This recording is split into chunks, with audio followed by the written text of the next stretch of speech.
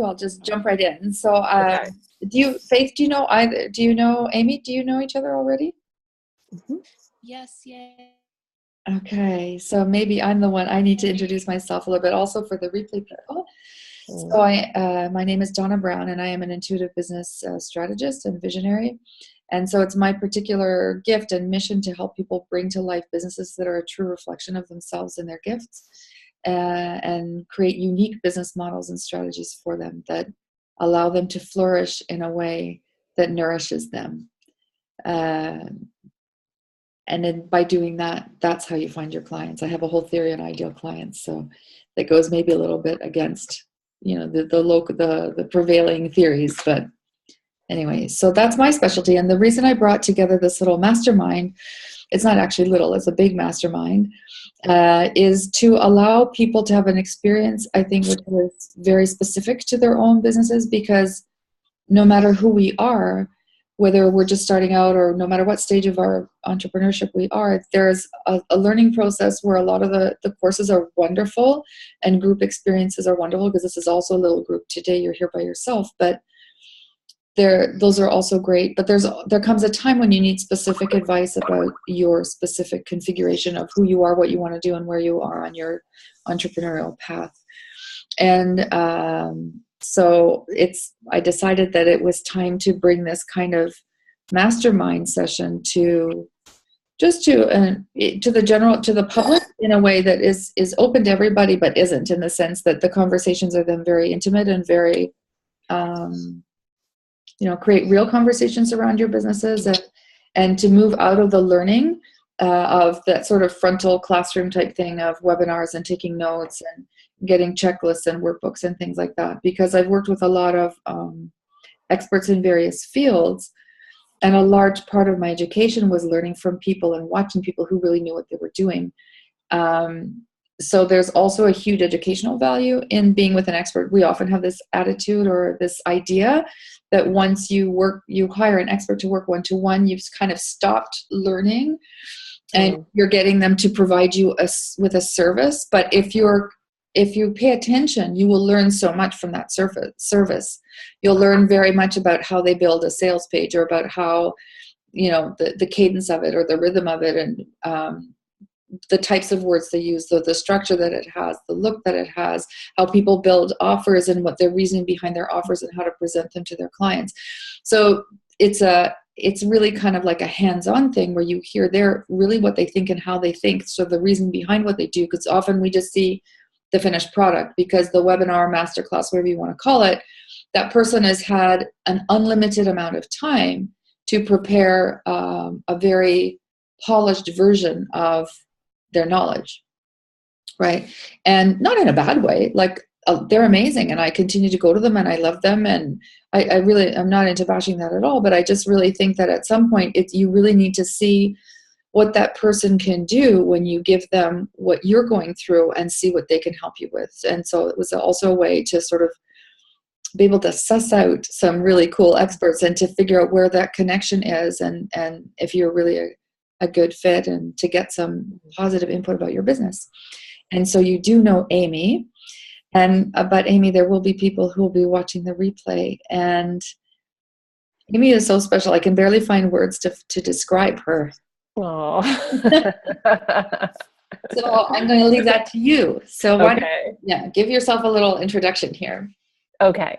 So my name is Amy Walsh. I'm really happy to be here. I'm really happy to be part of this project. I just got kind of goosebumps listening to you, Donna. I am a creative coach and a visual storytelling specialist for businesses. And many of the people that I work with, many of the business leaders I work with, have socially conscious missions, or spiritually conscious missions, culturally conscious missions. They're people who are influencing culture with their work, seeking to create a new paradigm, changing the world, etc. And within that, there's a lot of diversity. So there's a couple different ways that I work with people. And one is on the level of creativity and innovation in business, in our businesses in general. I think maybe my position is that the most important quality or sort of driver of our businesses is creativity. I mean, when you build a business, you are bringing something into being that has never before existed. Even if even if there are other people who are doing similar things, you are bringing something new into being. And in that sense, we are all an artist. We're all the artists in residence of this project that we're doing. So we have to constantly think freshly. We have to constantly think about the context that we're operating in, and taking stock of our raw materials, like changes in the market, changes in the larger culture, changes in our own lives, our own kind of goals and conditions, failed experiments, successful experiments. And those of us who I think are building businesses very consciously know there are no formulas, and you have to rely on your ability to think in a combinatory way, to bring a lot of different feeds and factors in and continually create kind of a new integration of these things. And this brings up like all the places where we have been, trained or conditioned to be confused or run into blocks around our intelligence, our thinking, our creativity, our visibility. It's a whole area of mindset work that I think is really critical. So I keep that in mind with all of the work that I do with my clients, working on creative confidence and really claiming our place as creators, no matter what the type of work is that we're doing. Kitty. Oh, you're talking to your kitty. That's funny. I thought you were talking to me. I was like, she's speaking to me so tenderly. So creative confidence is a piece of it. And then understanding that because so many of us are so pulled to find formulas and to find the right ways to do things, really looking at all the different aspects of our business through the lens of creative and innovative thinking. So bringing the tools and the methods that artists use and that creators of all different kinds use to keep looking really fresh at every part of the business. And sometimes that has to do with looking outside your market and your industry and thinking of different kinds of formats and frames and metaphors that you can use in your marketing, for example. So thinking like an artist as a business person.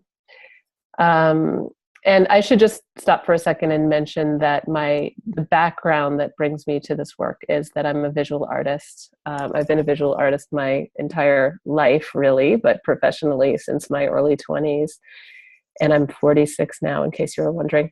And I've also taught art in universities and taught visual language and visual culture in universities for 12 years. I'm done with that now because I'm running my own business. And through the years, I have also done graphic design, interactive design, and branding. So those are the three kind of strands that bring me to this online entrepreneurial business space, which is a little different for me.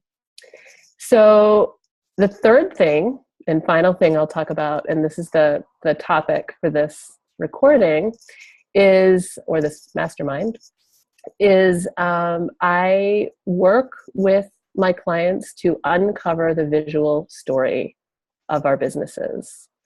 And, whether it's social media images, website images, blog graphics, videos, live streams, design, any way that you show up in the world visually or any visual asset connected to your business, I help you uncover the story, the kind of overarching story that links all of these things. And I say uncover because there are already visual stories residing in each of our businesses, no matter how far along in the kind of branding and design process we're in. There's already an overarching kind of visual story hiding in your business. And unfortunately, for many people, the most powerful visual story stays kind of hidden until you have a chance to really draw it out.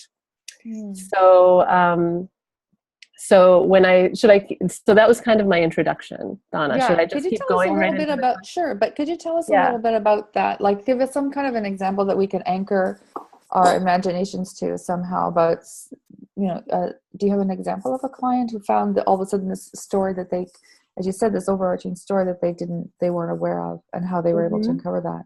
Would you mind? Sure. Mm. I'll talk about a couple of clients that I'm working with right now. Mm. And then I was thinking what I would do. I'll say a little bit about what I think a visual story is. Mm-hmm. After that, Perfect. how the way that I'm framing it is similar to and a little bit different from design and branding, because Mm-hmm. all of these things are really important to think about. Yeah. And then I thought I would bring, this is a kind of a big value thing that I haven't done anywhere else for free and publicly yet, but I would just bring you through the questions that I start with each client. Boom, Wow. boom, boom, boom, boom, boom, boom, boom, Thank you. that people can, journal with and play with. Because I think that set of questions is something that I use them over and over and over with my clients. And I think that it contains kind of everything. Okay. So a couple of the clients I'm working with right now, one is a food, like a body image and food coach, eating Mm-hmm. coach. And I wonder if I should say her name. I guess I won't, because we're in the middle of working Yeah. together. I don't know. So we've spent a bunch of time together looking at the kind of visual culture surrounding wellness and food and body image coaches. And her thing is, that world is so incredibly fraught with impossible beauty standards for women, Yeah. impossible ideas about perfection, and trying to control our bodies, and so much kind of oppressive stuff is all woven through our relationships with our bodies and how we feel about them, and issues about weight and all those things. And it's really important to her to create a visual story that offers an alternative while still really speaking to the to the surface level wants that people want. In marketing, you have to start there and speak there directly to what people say and think and feel, and then draw them into this world where she can propose liberating alternatives, right? And so we've worked together to understand her kind of internal visual language that she comes with. And this is like your muses, your influences, the things you've been looking at all your life, the colors you respond to, all those things that feel so very personal, but really aren't in many ways. Like, we grew up completely influenced by the visual culture around us, along with everybody else. There's no, the individual and the collective are very merged in our internal visual worlds. And we started to find the archetypes as she was growing up of women that visually had a big impression on her. Like Madonna was one example for her.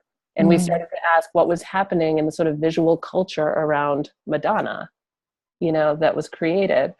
I'm not going to be able to go through the entire process with her. No, of course. Shorten this.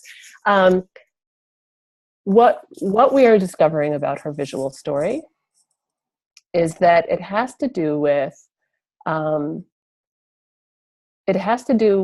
the visual representation of eating and pleasure, completely separate from the kind of fetishized, beautiful, perfect images of food that we see. So she's doing a beautiful, beautiful photo series of her plate after she has eaten, right? And there's some really great language around it too. And we're doing a lot of talking together about how, and investigating how you communicate beauty, abundance, the kind of seductive, alluring quality of the food, the gratitude, the gift of the meal, the self-care inherent in all of it, the connection to the earth, through a very different kind of visual aesthetic that shows the messy plate and the stained napkin and the eaten meal. So that's one example. Is that helpful? Yes. Okay. Yes, it is. Okay. Now, so you were going to go back into your, I Yeah. took you off track. Go ahead. No, that's fine. No, there's no off track. It's a conversation, right? And Faith, feel free to jump in with comments and questions as well. I am completely interruptible. Okay, It awesome. really works for me. Okay, let me look in my notes to where I was here. Okay, so some people get confused when I say visual story, or they don't get confused. I just haven't explained yet what a visual story is. When we think story, we often think about story as the written word. And we often, this isn't even true for written stories all the time, but we often think of it as a linear thing. There's a beginning, there's a middle, there's an end. And it can be hard to sort of translate that to the visual for us. Like, how am I supposed to, convey all this stuff in one image?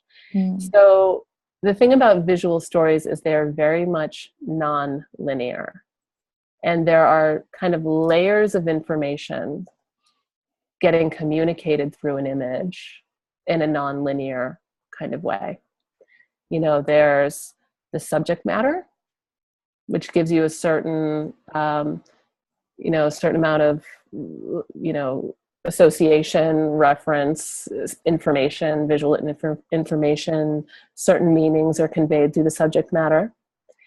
And then there's the kind of emotional content of the image, which can come through subject matter, but it can also come from the lighting and the focus and the scale and the color and the lines and all the kind of abstract qualities. And you can look at an image, you can kind of you can stop paying attention to the subject matter of an image and start to learn how much is being communicated through all of those other formal qualities, and we're all always responding to those kind of abstract qualities in an image all the time. We just don't think about it, right? So there are these kind of multiple languages speaking through an image, and a visual story is it's kind of it's harnessing all of those kind of languages, maybe those three in particular, to really create the world that people are stepping into when they enter work with you. Lindsay, there's Lindsay Nelson here. Hi, Lindsay. Oh, hey, Which Lindsay. abstract qualities do you think are most important to notice? Oh, is that a question that just came in? That's her question. Oh, that's a really good question. It's a question that I can't answer because it's that beautiful matrix of subject matter, abstract qualities or form, and the content, the kind of the combination of those things will create something, and always do create something completely new, right?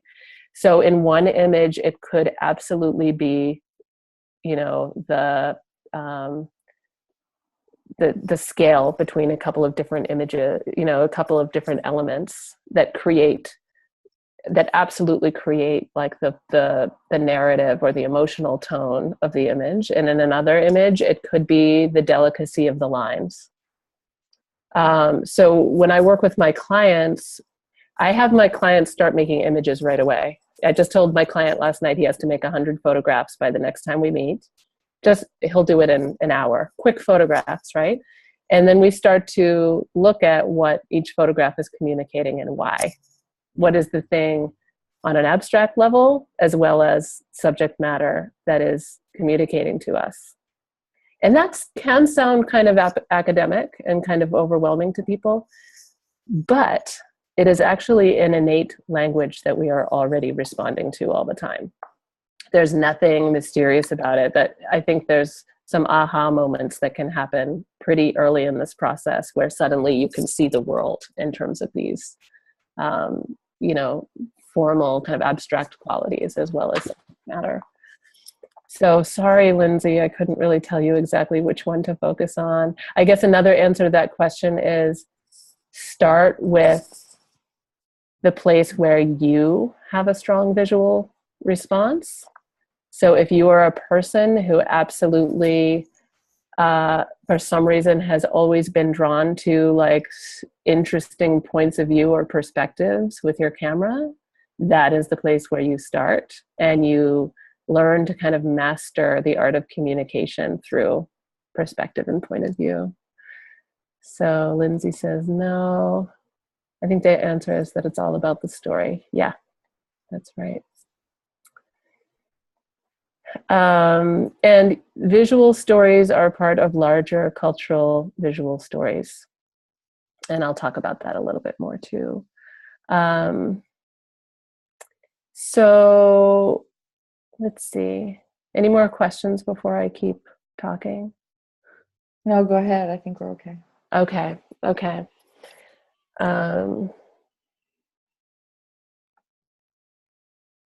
Just deciding if I should read you all this long quote. Yeah, I want to talk about the cultural context for a couple of minutes, and then I want to go in and just bring you all through the process that I go through with people around uncovering your visual story. And this speaks to why it's important to pay attention to this. Because I think for many of us, especially if we have any struggles with our confidence about our creativity or about visual making, I think many of us hope that if we, be the creative beasts that we are and create our incredible business, we can hand off the visual storytelling part to a designer or to a branding specialist and we're good. And my work, and I think this is where my work is kind of a bridge between you in that place and the moment that you hire a branding specialist or a designer, is so that you are landed in, you understand something about the visual language that you speak as a business. If you don't, you are much more vulnerable in a relationship with a designer or branding specialist to ending up with something you don't want or hiring the wrong person. And really good designers and branding specialists will take you through a process like this, but many of them don't. And I want you to get the right person, right? Also, many of us are making constant social media images. Even those of us who hire designers or branders, they're not necessarily making all of our images for us.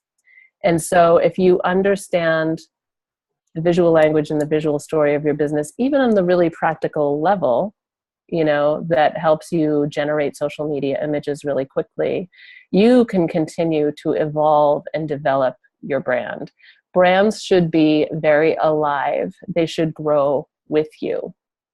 And when you don't have the confidence or the skills to grow with them, they can become, your visual brand can become stale over time, right?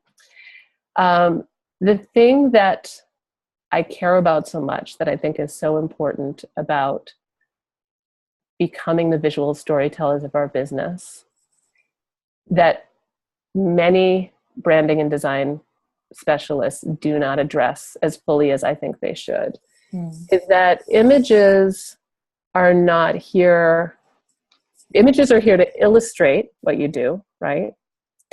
They're here to position you in the market, to, indicate your level of professionalism, to, signal to people, to kind of give different pieces of information about who you are and what you do and where you are in the market. And that's where many people stop, right? The potential for images is to actively create the cultural change or influence culture along with your work. Images can change culture. And, each of you could probably actually think of a few images from history or from your lifetime that shook the world in some way. Those are like the kind of extreme examples. The ones that just popped to my mind right now are Rosie the Riveter, or, in my generation, I'm 46. I think I was a teenager when the Tiananmen Square revolution was happening in China, and there's an image of a man all alone standing in front of a line of tanks. You know, there's a particular image from the Vietnam War that is seen as one of the turning points for the US protest movement about the war, which is of children running away from a napalm attack. So those are kind of like big extreme examples, but images are continually, you know, images are our culture. So the images that you put out into the world are always supporting, celebrating, lifting up, or disrupting or proposing new alternatives or shifting the culture that is there. So images are not passive at all. And you can make your images, in telling the story of your business, they are telling the story of the transformation that is possible with you. And they are, in fact, transforming culture with you. So, for example, my client who's working on these images of the eaten meal, she's expressing something about the values of her business and her values. She is also, if you think of Instagram and the kind of like deluge of clean, perfect images of food, she's creating a little more space in that culture for us to imagine our relationship to food a little bit differently, right? And to imagine our bodies a little bit differently. So when someone views those images, whether they're thinking about it consciously or not, they're experiencing a little bit of the transformation that she provides in her business. You know, the images are not just telling you about it, the images are doing it. And that's powerful. Yes, what did you want to say, Donna? Yeah, no, I'm just reading Lindsay's comment here. She's agreed. Designers can leave you vulnerable. You need to find the designer who gets you and what you're about. How do you feel about using stock photography while you are telling your visual story? Great question. Really good question. If you are, if you're actively engaged in the creative process of developing and evolving your visual story, if it's driven by your creative process, I think stock images are part of an entire world of images and possibilities at our disposal. So I don't have a big yes or a no. I think that where stock imagery gets tricky is where we give up our own thinking and we just look for an answer. And often when we begin the creative process, we have a first thought. So we say, I want to make an image that's about freedom, to travel. So my first thought is airplane. I'm going to go to a stock photography site and get an airplane. I think the opportunity that was lost there is the creative process of really exploring what freedom looks like visually. And as opposed to kind of going to the first piece of subject matter that's a sort of immediate signal. So I think the stock photography sites, the vulnerability that we have to them is that it can help us just go for our immediate first thought, which we're very vulnerable to because we're busy, right? So, you know, and that's where and those images, while they may not be hurting you, they're also not helping you totally stand out in your market and really express the full transformation that you're offering, because the way you help someone find that kind of freedom is totally unique, you know, and there may be 100,000 pictures of an airplane that people are using to express this thing. So they're mediated images in the sense that you have an idea of what you want and you're looking for the closest thing. And so you're already several steps away from what it is you want. Yeah. Having said that, it's not always possible for us to create the quality of something that we would like.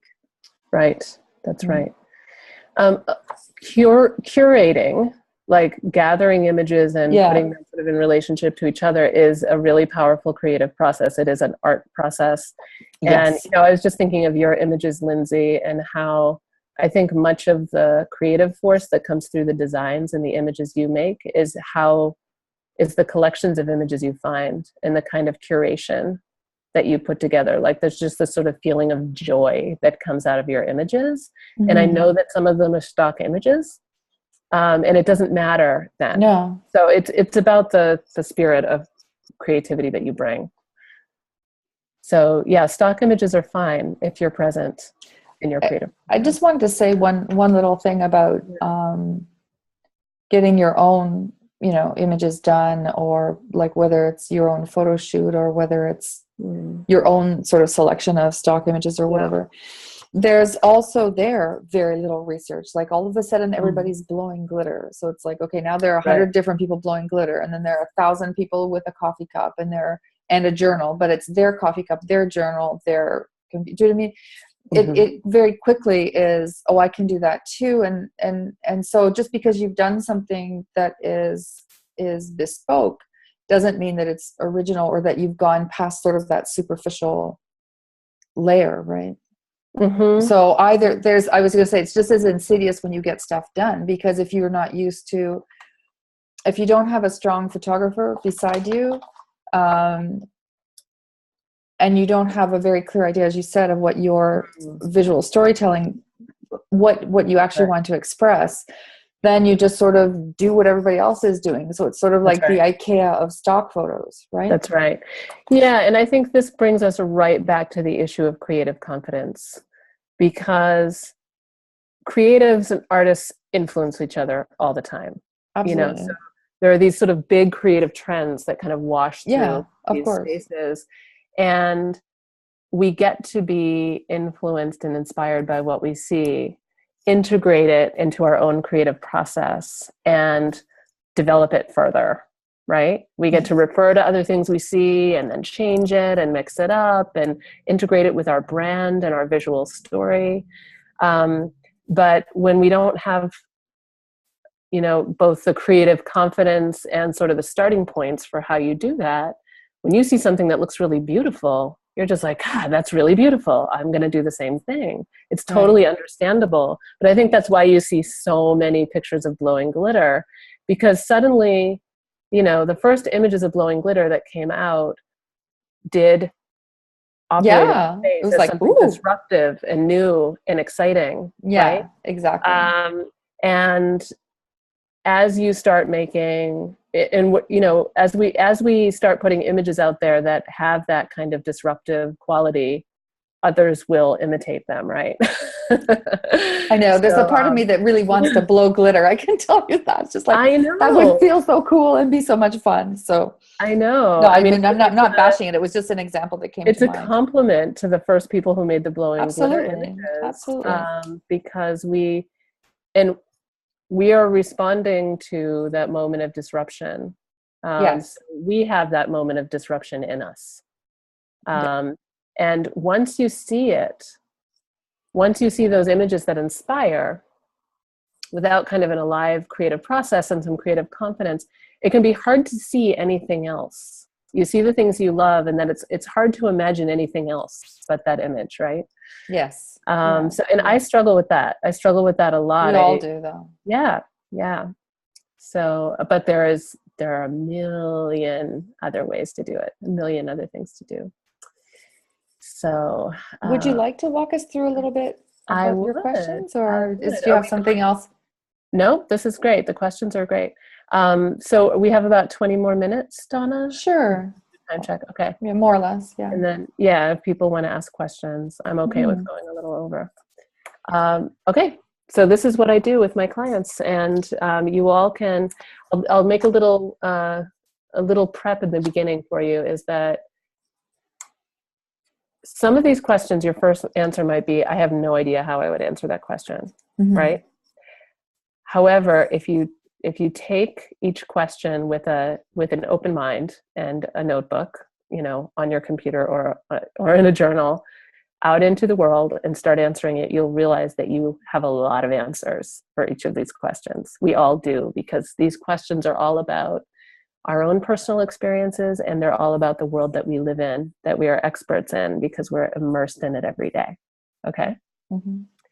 So the types of questions I'm going to ask are, the first type are about you and your creative and visual story through your life. The second questions are about the visual culture that you are immersed in and that you do your work in. And the third questions go to your business's story. So about you, explore your muses and your influences. This is high culture, low culture, personal relationships, you know, people on the global stage, famous people, whatever it is. Muses and influences can be people. It can be a film that has just never left your mind for some reason. Yeah. A book or a series of books that you read over and over at some point. Package design. You always loved Frito-Lay's chips. And the feeling of the bag, you know, so it can Cracker be Jack. Cracker Jacks, objects. I mean, anything, right? So just list like 20 of them. And, you know, we do this on the phone or on Zoom with my clients, but if you're doing it by yourself, you can journal this. Like, what was it about each thing that just stuck for you?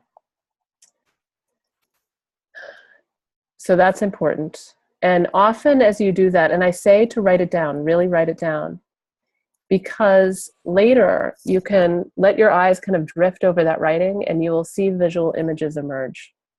You'll see things, you might, you know, have a phrase that suggests something very visual, right? You know, written and visual language are like very, very close. What is your relationship to creating, to making anything, all through the years? What were the things you loved to make, draw, build, cook, knit, whatever it is? Again, high culture, low culture, which is a ridiculous dichotomy, by the way, but I just say it because that's kind of living in our brains. You know, and you can even bring it to the realm of something like sports, which is very, you know, many sports are very visual too.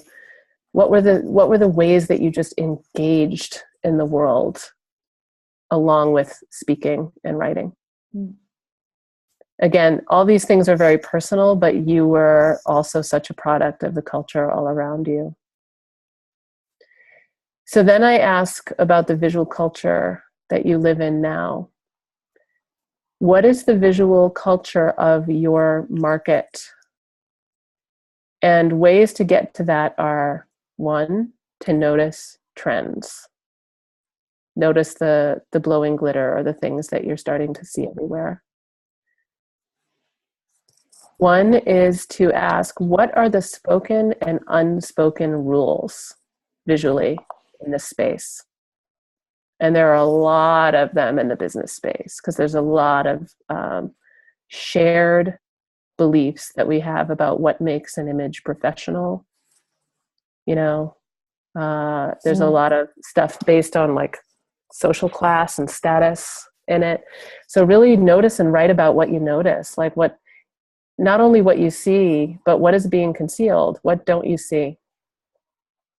And if you even just do a brainstorm, like think of all the things you don't. I never see elephants. I never see, you know, just brainstorm anything you can think of that you never see in these images. You'll start to notice. That'll help you start to notice what the unspoken rules are.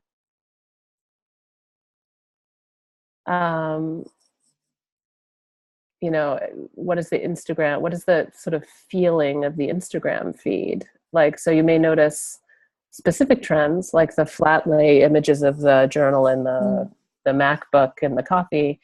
But you might just also notice, you know, clean minimalism and a lot of kind of parts of your feeds. Where is their clean minimalism, or, kind of earthy, handmade looking stuff?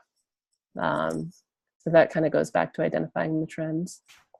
And after you've gotten to really research and study all that stuff, ask yourself, what are the values that are being communicated by these things? And that's big and complex, so you might break it down into some parts and ask about the values that you're seeing.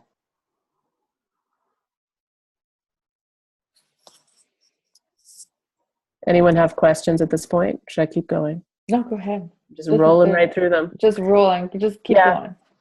So then ask, what do you think about what you're noticing? So with the work that you do, with the values that you carry into your work, what are the things you're seeing out there that you want to uplift and uphold and celebrate? What's useful in that visual landscape for you? And by useful, I don't mean necessarily simply on a kind of mechanical, practical level, but what lights you up? What do your eyes just love to land on? I think visual imagery is a way that we communicate love and delight with being alive, appreciation for the world around us. Like, what are the parts of the visual culture around you that are useful in that way, that align with your values and your reasons for being and being in those spaces? What ways do you and your work diverge from the set of values and rules and unspoken rules that you see? What isn't being said that you want to say?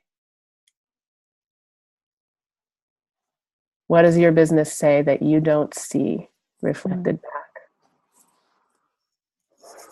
And that brings us into your business's story.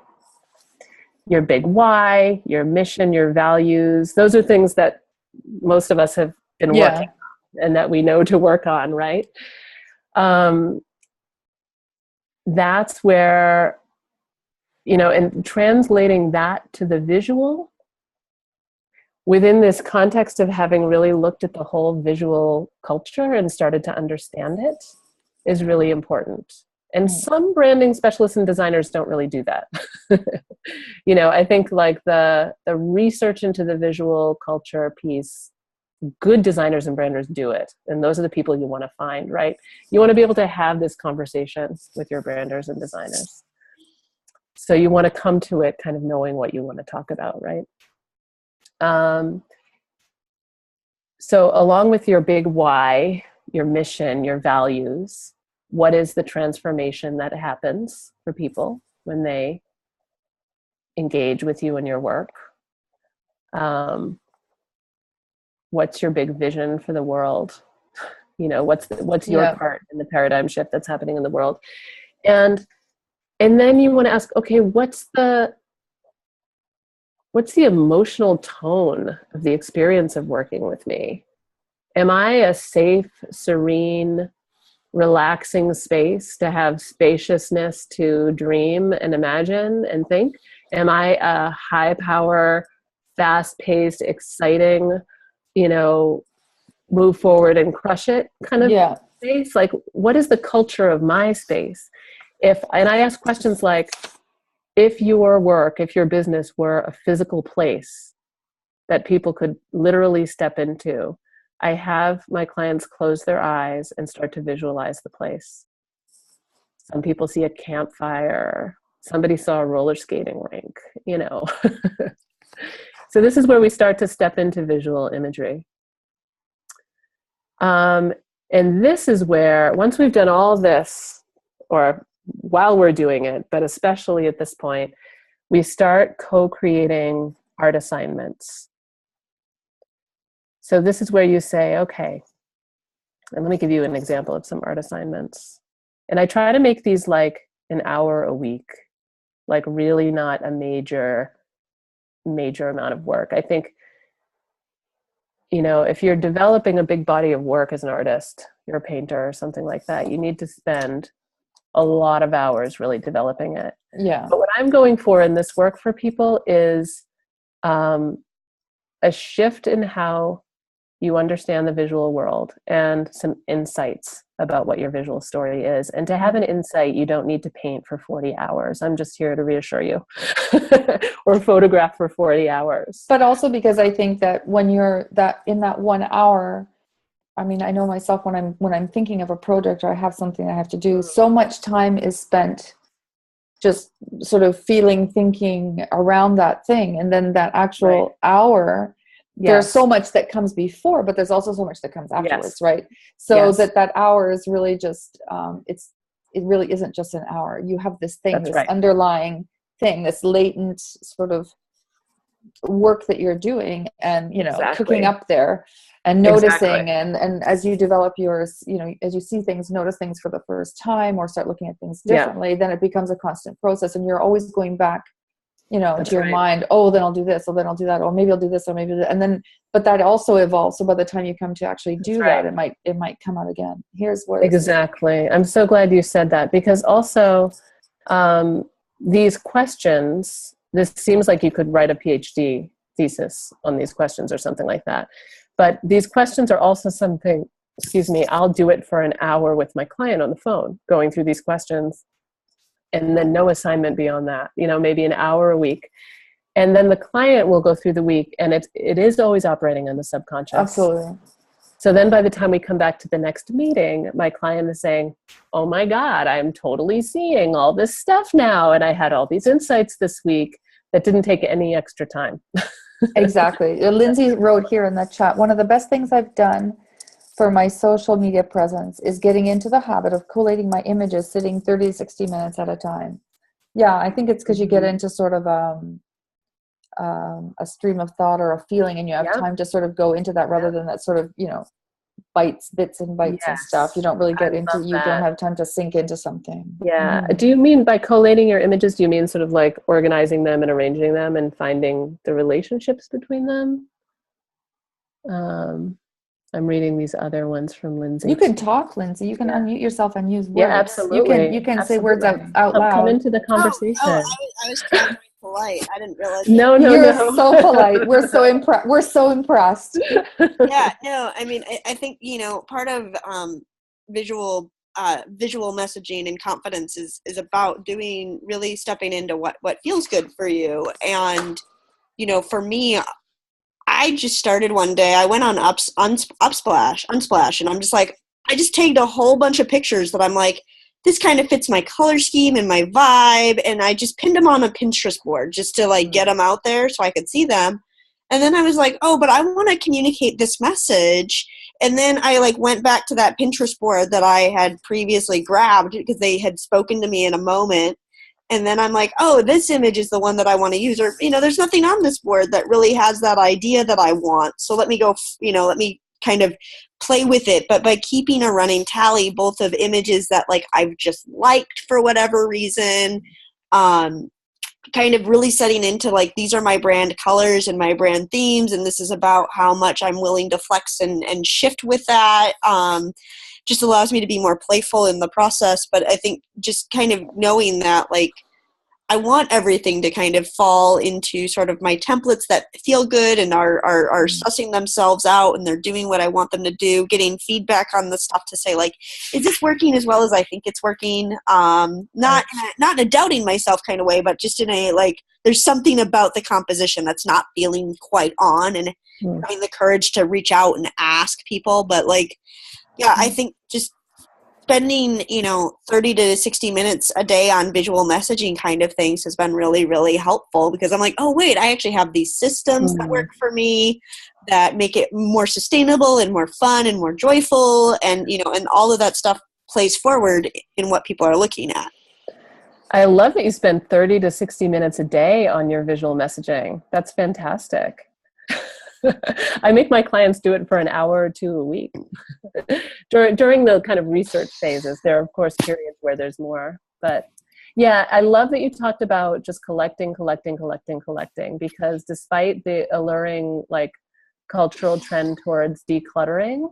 I think with visual creative processes, hoarding is really, really good. And you should see my old sculpture studios, like floor to ceiling hoarding. And my house is pretty spare and clean because, and this is why I tell my clients, if you're going to spend an hour taking photographs, take 100 photographs. Don't spend an hour trying to create one perfect photograph, because the images teach us. We get into dialogue with the images. All kinds of surprises happen. When there's a quantity of stuff, you start to notice relationships between things. You start to see themes emerge. Like, I love that you have probably hundreds or thousands of images on Pinterest, Lindsay, because over time you can look back and say, wow, my visual sensibility is really specific. There's really something coming through here. And what gets communicated between those kind of particular visual phenomena that happen over and over that I'm drawn to? And what does that say about my business and my work? And how does that connect to what other people feel and see when they come and work with me? So thank you. Yes, collecting, hoarding is really good. Okay. Yeah. I wanted to give you an example of a kind of assignment that I give clients to kind of shake up the process, open up the process. And then I think we can be done with my lecture portion of this afternoon. I have a client who I spoke to last night who is starting a financial company. He coaches and consults people with their investments. And he really works with like regular everyday people. He was inspired to start this company by his grandmother, who worked all her life and finally retired when she was 60. And when she was 75, she had to go back to work as a teacher because of some investment thing that went kaplooey, right? So he comes from modest means, and the people around him are of modest means. And he wants to basically train people how to think about money and build wealth, and to not be vulnerable to being screwed over, basically, in their lives. Not a small thing. It's not a small thing. It's a really, really great mission that he has. And so we did a big word brainstorm about all the things that we could think of in terms of subject matter that have anything to do with money and investing and all these things. And we came up with all the first thoughts, all the things you'd go right to stock photography for: piggy bank, money, coins, dollars, credit cards, all these things. And he got really excited and said, I want to go. I live in a small town and there's 3 or 4 old-fashioned banks in my town. I'm going to go do a photo shoot at banks. So that was the sort of beginning of it, right? But then we took it a little further and we said, okay, one of the things we noticed when we looked through all of his answers to all the questions I just asked you, was that there's this constant contrast in his work between sort of gritty, everyday, real, raw, human, individual, specific experience, and these sort of like glossed over kind of formulas and kind of like overculture of the financial industry, right? Mm-hmm. And that his work is in the tension between those two. And so I said that, the word that I said was contrast. There's a contrast between these things. Contrast is also something that happens in an image, right? Yeah. Two things can contrast each other in the image. So the example I gave him is, look for contrasts. Go to the bank and look for contrasts. What is a contrast you can think of?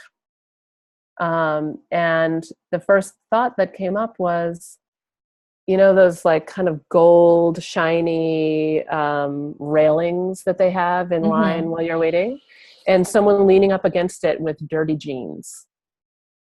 That is a visual contrast of color, texture, and it communicates something about where his business resides. And it signals to people that this isn't just about finances. This is about an everyday life being lived, that things are more complex. And if he'd just gone into this just taking pictures of banks, he might have looked like every other financial company out there, right? Mm-hmm. So he's out there this week taking pictures and looking for those kinds of contrasts and photographing everything he can, right? So we'll see. I'm super excited to see what he comes up with. It's so fun to put these assignments out and then see what emerges.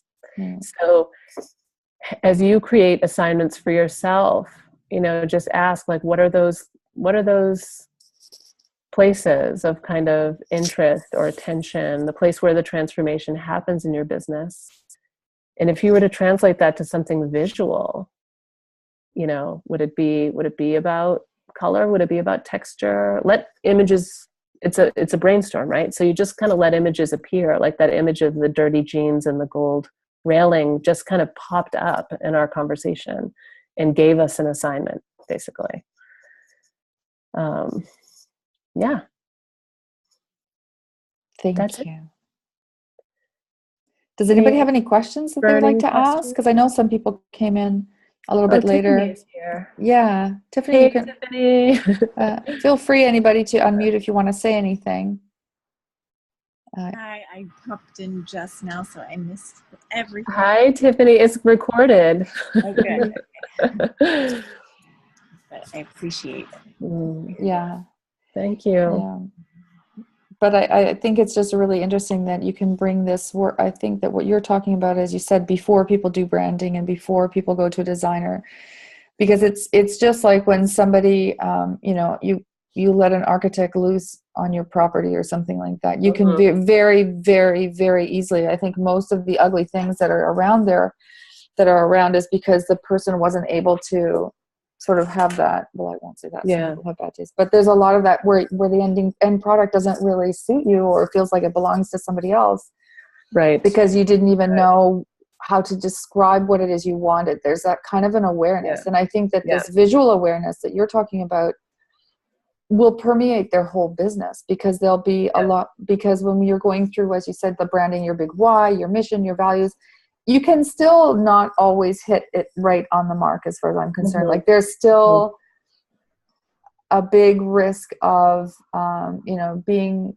thrown into sort of mind games about who your ideal client or something is, that can get you very, very, very off track, which is why you see so many people changing them. Yeah. And so this kind of work that you do, to me, I think that one of the things that it would be great if people could understand this, is that because a picture speaks 1,000 words, right? That this something that will just remain, give you that sensation, that feeling, and will say so much that you have to write an entire blog post to sort of maybe come close to saying it, is going to communicate so much about your own business to yourself, and that will help you keep on track. And when you start seeing, and it teaches you to check in whether that image is on brand or off brand.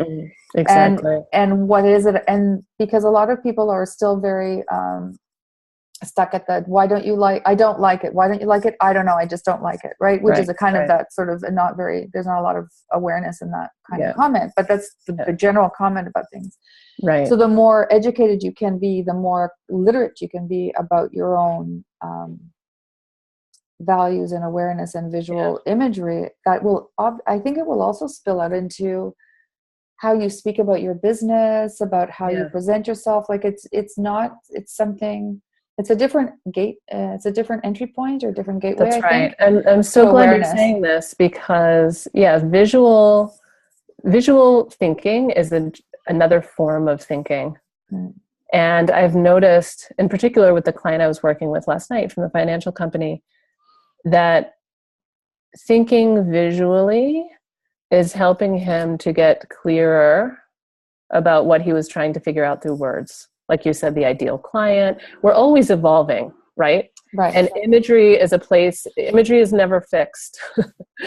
It's always evolving with you. And it can be, I've had people ask me, well, should I work with you if I haven't really clarified all these things about my business yet? Yes. Yes, the answer is yes. Yes. You can learn so much about who you are and what your business is through images and through thinking visually. Yeah, I wanted to kind of second that, because I didn't get anywhere with my messaging until I started playing around on Instagram and making Instagram images, because in trying to figure out, like, okay, I want my feed to look like this. Like, that's really what enabled me to get clear about what I was trying to say, because, you know, words don't come super easily to me. But when I get the picture, I'm like, I can talk to that picture. And so that's, the images kind of come before my messaging does. Yeah. Exactly. And I wanted to speak to something you said, Donna, about working with a designer, working with a branding specialist. One thing is going through this process and kind of answering these questions and engaging in these kind of no pressure, open, creative processes, you know, like the 100 pictures in an hour instead of just one. Some people discover that they can do the imagery themselves that way. Like it just evolves into really powerful imagery that they thought they were going to have to hire someone else for. Yes. Or they can go to a designer and say, use these images and let's talk about how the typography and the colors are going to become a part of this support that story, right? And there and some people, you know, make a whole bunch of images on their own, but by the end of it they're still really clear that they want a designer or a branding specialist or another kind of artist to do, you know, take it to the next level, which is great. I can tell you, as someone who has worked in design and branding fields for a long time and worked with a lot of clients on design projects, for me, maybe not all designers would say this, and maybe you want to find one who does say this. It is a dream when the project can be a lively collaboration between the designer and the client. Exactly. It was a dream for me when a client would come to me with ideas and images and, you know, inspiration and excitement and a sense of their visual story, even if they wouldn't describe it that way. And whatever we would produce together would be so much stronger than any of the work that I would do for the clients who were just like, I can't think about this, make this look good.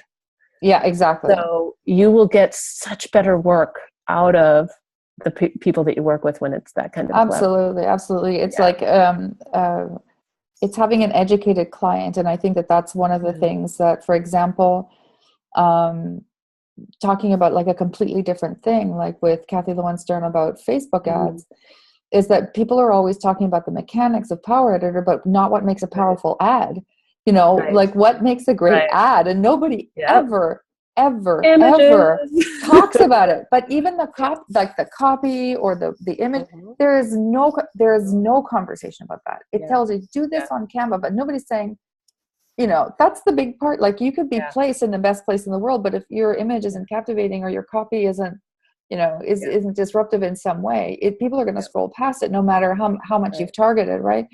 And I just find it so interesting that we're so willing to discount that and get ourselves lost in all this how-to stuff. In the numbers. And I just, you know, and I told her that what I wanted her to talk about was really what makes a good ad and how to go about making a good ad, and that makes it just so much easier. Also, for even if you hire somebody to do your Facebook ad campaigns. Yeah. Because they have something, right? They have something to work with, or at least there's a conversation, right? An educated conversation is so much more interesting. Yeah. Well, I mean, I think the bottom line is when people are hiring people, there's so much fear and anxiety that drives that hiring decision. So, like, I think it's very easy to get caught up in the like, well, how do I put a pixel on my website so that I can do Facebook targeting? Because like clearly, if I know how to do that, then I can do this other thing that I'm trying to do. But you know, one thing that I find myself circling back on is this question of how do we help you trust yourself? Because like I had somebody reach out to me with some support in images, and I was happy to do it.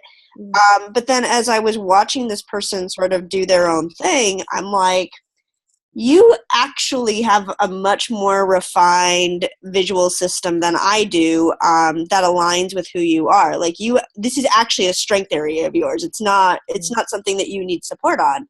And so, you know, the question became, you know, like, what can I do to help you trust yourself more? Which is one of the reasons why I love your work, Amy, so much. Is this? It's always this intersection of confidence and creativity, and confidence and curiosity, and confidence and you know and risk. So. Yeah. Oh, that's beautiful. I love that. I love that you identified that it was about her creative confidence, that she needed to just claim how strong she was there. That's great. Do we have time for me to tell a quick story about the Facebook? Absolutely. Because I think it's so connected to all this. Yes, I've had a plan for a while. I want to get together with an ads expert and do like a 5-day workshop on creating incredible Facebook ads, like the art of Facebook ads, exactly to fill that gap, Donna. But I think this is a really big thing. With ads, you're getting into numbers and analytics and all this stuff, and it's really important. Like if you're going to run an ad, you want conversion. And there's kind of a belief out there amongst several people I know, I don't know how widespread this is, that kind of beautiful artwork is less important with Facebook ads, or even necessarily on brand is not as important with Facebook ads, because your only goal is to convert, and that there are certain trends that you sort of have to follow to convert. It's this kind of weird thing that's out there. And an example is our dear friend Lindsay Padilla said to me, she had been speaking with a Facebook ad specialist who had studied all of the ads that were the top converting ads in the online entrepreneur, like small business space. And there was this trend happening with all these different businesses with very different visual brands. We're all using the same kind of image in their ads. And there were these sort of random kind of like images of like a tropical beach or a margarita, or, the sort of cliche stuff about wealth. Yeah. They were always outdoors. There was this certain kind of look that had nothing to do with anybody's particular brand. And she was kind of throwing her hands up. Like these images are kind of ugly. They're kind of brash, kind of harsh looking for some reason. Why are they converting? Why are they converting? Why are they converting? And I went and found a bunch of these images and looked at them and said, what unites all these images? Oh my God, it has nothing to do with palm trees, beaches, margaritas, etc. There is a color scheme. There's a color palette that's being used that you don't see anywhere else on the web. Highly saturated, almost neon kind of colors. Super bright blue water, super, super green trees. Right. And the only thing that united these things is that there was a slight visual disruption to what we're seeing all the time. And suddenly it occurred to me that there is a level of saturation, which is like how bright an image is, that pervades almost everything we see out there, and almost nobody is disrupting it. So my takeaway from that is you don't have to make one of those images.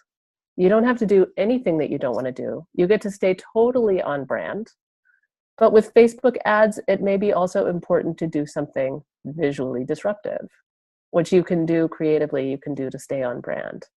And you have to understand the medium. It's almost like pretending that that oils react the same way as watercolors. You just would never, you would never expect that. Yeah.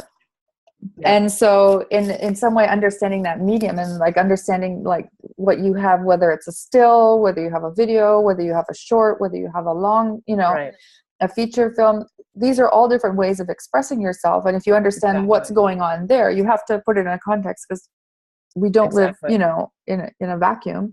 Exactly. And that those things actually work out, it's,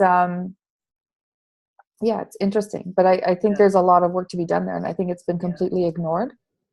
Yeah, and I could really see how it seemed like a group of people in the industry who were very successful, who are having, big impact with Facebook ads, had sort of relinquished their responsibility to their brand to follow this idea about images that convert, and not making the connection that, as I think there's probably some of the industry experts on Facebook ads are saying, if you really, the images that convert right now are landscapes with high color saturation. You need to do that. Instead of saying, well, what is it that's really happening, and how can we stay true to ourselves here? Right. Wild.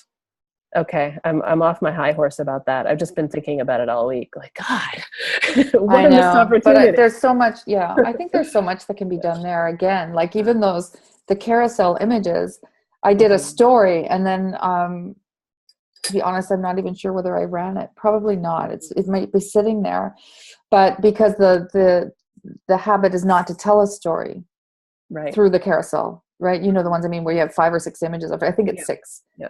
That are in a way, also because there you can, if you're not careful, Facebook will rearrange it to the image that people click on the most is the one they'll see first. So if it's image number 3, your story's backwards. Right. So, but you can also like make it so that they can't adjust it. But again, for example, to me, there's a storytelling possibility that people they're using a series of posters.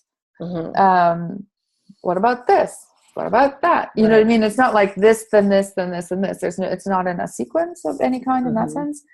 I think there are some interesting things that could be done there if you can absolutely capture people's attention. Absolutely. So I made an attempt at it, but I'm not sure how great it is. But I had the idea. It's like you said before, each of these different forums and formats comes with all of its own potential. Yeah, exactly. Yeah. Like the sequence of images is a really different set of possibilities than the still image or the video. It's really exciting. Yeah. And they're also very different. So you basically have to, I found that out too, you have to reformat everything. So you basically have to start all over again because the proportions are so different that everything needs to be designed just for that. So it's almost like a little language of its own. Right. Yeah. Thank you. I think we should wrap it up because we've gone a little bit over. Okay. And again, so happy and grateful. And do check out Amy. And I'm sure that we will be doing some wonderful things together also, both in we have great plans to do things together because the business visions and visual storytelling, I think, are very deeply connected. Yes. And that's our secret dream that we keep talking about is having this sort of visioning retreat that covers all sorts of exploration, let's put it that way, on many different levels and all different kinds of vision. I know. So I just let the cat out of the bag, but that's our little secret passion project. That's we can still keep the details secret. Yeah, we don't know them yet either. Exactly. I was just going to say that's so easy because I can't say more than that. But there's just a lot of potential there, I think, to change. I also think that just online entrepreneurship is evolving. I mean, there was if you look at the old school digital marketing, it was all sort of very crass and very, pardon the term, but if you want to sort of give it a label, let's just call it that at one point. And sort of that sort of chauvinist, masculine, crass kind of in your face stuff. And it's evolving. And I think that this whole, that sort of wrapping paper style Instagram feeds, and all that stuff, that is also reaching a saturation point. So I think we're all ready for the next thing. And so the people who are willing to work on that now will stand out, And that's there's always this trick of trend setting. I mean, I've done a lot of my past work with trends. So you can be too soon for people to recognize it. And then somebody comes along 8 months later or 12 months later or 15 months later. And all of a sudden it's like, oh, wow, that's amazing. It's like, okay, I'm already past that. So it's an interesting timing thing as well. I don't know how you find about that in your own, how that applies to visual storytelling, but I've also found that to be too far ahead of trends isn't always a good thing because it can be very misunderstood, or you can have a lot of... I think the thing that can keep you on track is staying really connected to your clients and your community. It has to land with them. So it can be ahead of its time, but if you're in good contact with the people that you're speaking to visually doing your market research in formal or informal ways, if one of your raw materials, one of your raw art supplies, and a very important one is who are the people I'm trying to reach? How do they feel? What do they want? What are their dreams, desires, frustrations, problems, visions? Then even if you create something that's truly innovative, you're listening. It's connected. You're not sort of off. So Faye said, thank you. That was helpful. The pendulum was about to shift with visuals. I want to give it a shove. Yes, we all do. Yay, we all do. Give it a shove, Faith. When you just said this word, it's like we're already saying goodbye and you say market research. I'm going, so how do you research these things? It's like, this is a never ending conversation with Amy, so she has to come back. But it would be interesting to feel how, when you're making headway and that you feel is creative and unusual, do you verify? Like, just give me a yes or no. Do you verify with people or you just do it? Yes. Yes. Will you verify it? Oh my God. Sometimes Okay. sometimes I verify by putting it out there and having it flop. That happened to me one time this year. I just use it and it doesn't land. Other times I reach out to the people in my networks and I say, what do you feel and think when you see this image? I'm not going to tell you anything. Just what do you feel and think when you see, just informal on Facebook or wherever, Instagram. Okay. Thank you so much. And guys, catch the replay. Join us for more sessions. I think I hope you're all on the mailing list. And if not, please get in touch with either Amy or I, and we'll make sure to hook you up for the next sessions. And thank you. And spread the word about these sessions. Yes, because they're cool and amazing. Donna's pulled together such an incredible group of people. Incredible group of people. So I've been so much. Kicking myself when I can't make it to one of them, but hopefully I'll make it to the rest of them. I was so glad to be able to make it today. I'm like, it was like, I got the email, like, it's on now. And I'm like, good, click. Yay. Yeah, I know. Thanks because something happened with my 1 hour thing. So it's like, while she was writing, it's like, I did that anyway. She didn't notice. So I was hoping that would go unnoticed, but now that's public domain that I just screwed something up on ConvertKit. Anyways, thanks guys. Oh, well, it was perfect though, because the good. It's like notice made it more for me. It's like a cattle prodder rather than because in an hour I can still get distracted and miss it. Anyways, okay. Bye guys. Thanks so much. Bye everybody. Bye-bye. Thanks for all the good questions, everybody. Bye-bye. Bye.